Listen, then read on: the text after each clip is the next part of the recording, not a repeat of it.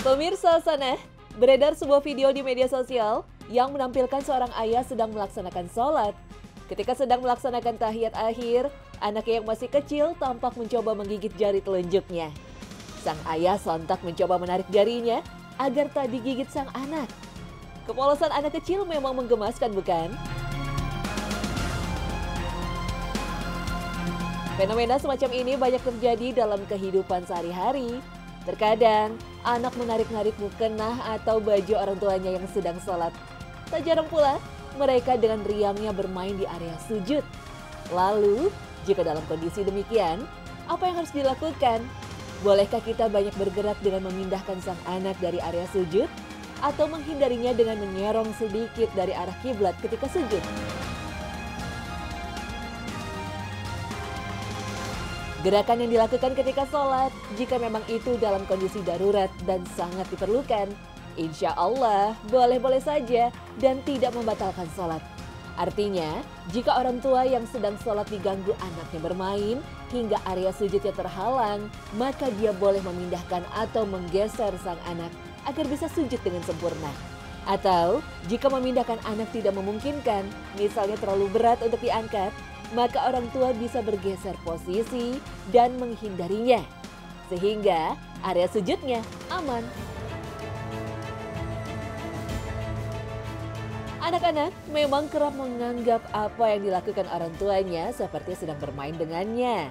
Sehingga tak jarang mereka mencoba untuk mengikuti apa yang dilakukan orang tua, bahkan sampai bermain di dekatnya tanpa tahu bahwa ibu atau ayahnya itu sedang beribadah.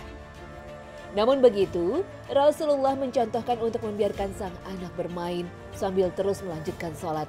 Karena pada usia balita, anak-anak belum memasuki usia tamyiz atau usia diaman akal, mereka belum bisa membedakan mana yang salah dan yang benar. Maka orang tuanya lah yang harus memaklumi hal tersebut dan menyesuaikan diri dengan perilaku sang anak. Kasus ini pernah terjadi pada Rasulullah SAW. Diriwayatkan bahwa seorang sahabat bernama Shaddad pernah menyaksikan suatu hari Rasulullah datang menggendong salah satu cucu beliau, Hasan atau Hussein, pada waktu sholat Isya. Ketika hendak mengimami sholat, Rasul pun maju ke depan dan meletakkan cucu beliau. Beliau pun mulai bertakbir untuk sholat. Ketika sujud, beliau sujud dalam waktu yang lama. Karena penasaran, Shaddad sempat mengangkat kepalanya dan terlihat cucu Rasulullah sedang berada di punggung sang kakek. Seusai salat, para sahabat pun bertanya, "Wahai Rasulullah, sujudmu tadi begitu lama hingga kami mengira terjadi sesuatu atau ada wahyu turun kepadamu." Rasul Shallallahu Alaihi Wasallam pun menjawab, "Bukan karena itu, tetapi ketika aku sujud, cucuku sedang menaikiku. Aku tidak mau menyegerakannya sampai cucuku menyelesaikan kemauannya." Hadis riwayat Ahmad dan An-Nasai. Bahkan gerakan seperti mengangkat anak dan menggendongnya dalam sholat juga pernah Rasulullah lakukan. Padahal aktivitas semacam ini umumnya memerlukan gerakan yang terhitung banyak. Tetapi gerakan-gerakan itu ternyata tidak membatalkan sholat.